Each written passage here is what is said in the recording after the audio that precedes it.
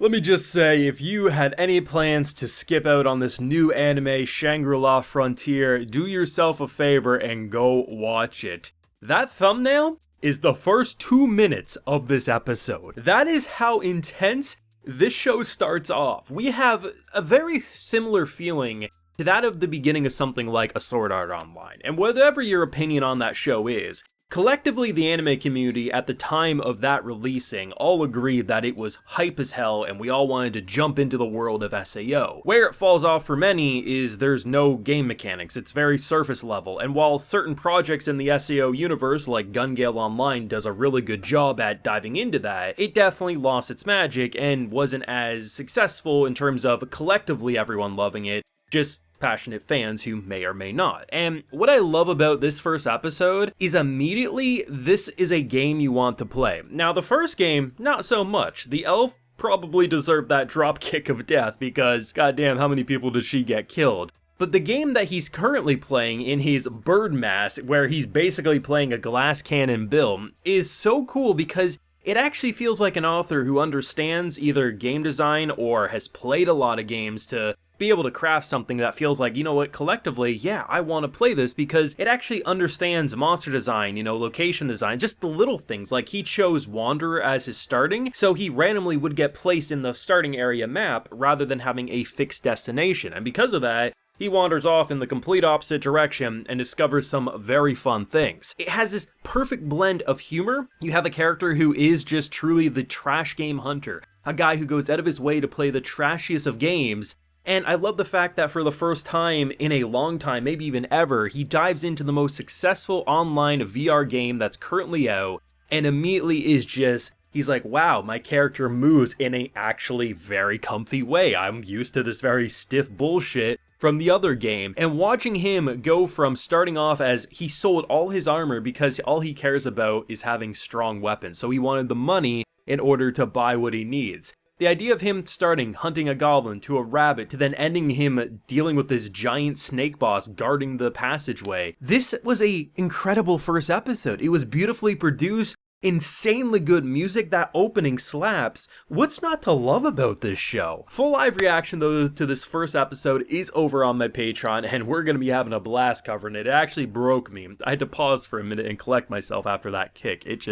I was not expecting that, so if you want to see that, it's over there if you're interested. Now, I'm liking this. I really didn't have a lot of first impressions. The poster image for this one didn't really look that interesting, and I was like, oh, it's just going to be another, game anime. We see those a lot. But I had some people recommend this one to me and say, no, it could actually be one of the dark horses of this season, and honestly, the initial thing that caught my eye was the production. And not to sound shallow, but like the establishing shot, seeing the final boss of this trash game get defeated, and just how consistent this episode was. There was quite a bit of action, but there was also a lot of moments that are subtle, but really does flex how good the production currently is. So the general character designs, the general look of this world is very crisp, very detailed, and I really didn't see any inconsistencies with art or animation. There's moments of pure adrenaline when he's cutting through fools. It's very cool because he's a dual wielder, so basically he's not in your typical, okay, just overhand swings or blocking this or that. No, instead, he spins his daggers around, he's deflecting, he's just doing really cool moments. And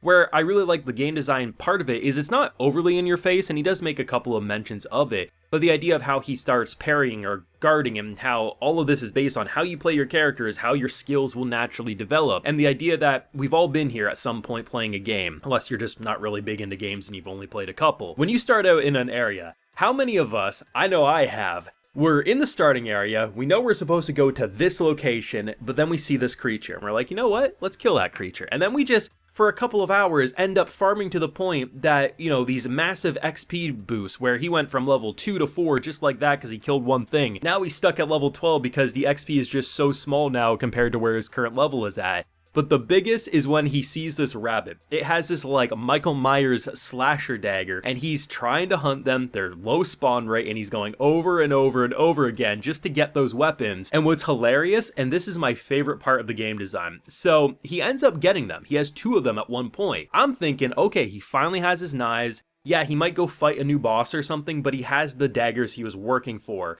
when he goes to fight the snake, he's using 2 different weapons. The idea that you spend so many hours or so long hunting after a weapon only for it to immediately become just pointless because you get something better. This is game design anime at its finest, and I love it. It was fun, it was exciting, it has a funny premise. Someone who goes out of his way to play the worst games and labels them from absolute disgusting monstrosity to honestly so bad it's kind of good, and everyone avoids that, but for the first time in a long time, if not ever, he gets roped into trying the best of the best, the cream of the crop, and honestly, I am here for this one. You have a little romance story brewing in the background, you have this kind of friend who's trying to admit her feelings, but obviously is very worried about doing so. Honestly, I don't even think they're friends. I think she just has a crush on the guy, all things considered. But either way, you imagine that she's going to be one of the characters who's going to play this game with him. They're going to bond, and honestly, who knows where we'll go from here. All I know is my boy's willing to drop kick anyone who pisses him off, so who knows what could happen here. But I love it. There's actually an emphasis on game design. There's a humorous aspect about it. I think what we were all expecting usually in these types of shows is, you know, okay, the elf's super like, oh yes, I'm here, I love you, let's have our big warming kiss. And this guy said, screw that fantasy nonsense. I'm not here to be some self-insert. You pissed me off. You got everything bad in this game happened because of your dumbass, and I'm done. We have 3 minutes in the middle of this cutscene where I can take my frustration out, and I'm like, oh my god, what are we watching? This was a 10 out of 10 first episode. This is a good start to this anime season. I've watched Free Rent, I've watched now Shangri-La Frontier, and there is some good variety so far, and based on the other things I'm already interested in that have yet to air, I think we have a damn good anime season on our hands, and probably going to be a lot more buzzed and talked about than the previous one, because I think there's a lot of these types of shows that I think are going to have emotional hype or just funny moments that are going to get people talking, which you'll love to see. Now, to be honest, based on what I saw of this first episode, there was a lot of different moments in terms of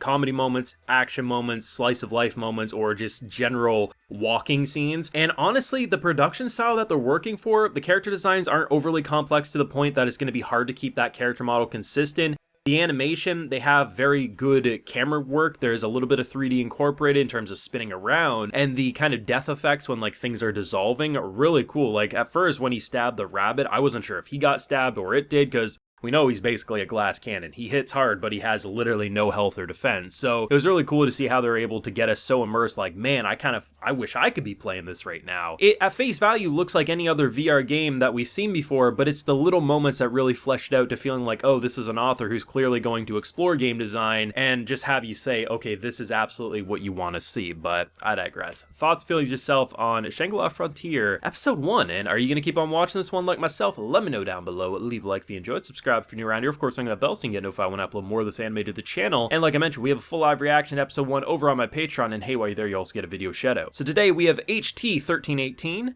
Aklos, Keegan Miller, Reen Berthoff, Adolescent, and Miguel Perez are getting today, so I appreciate the support, everyone. Please take care and have a good one.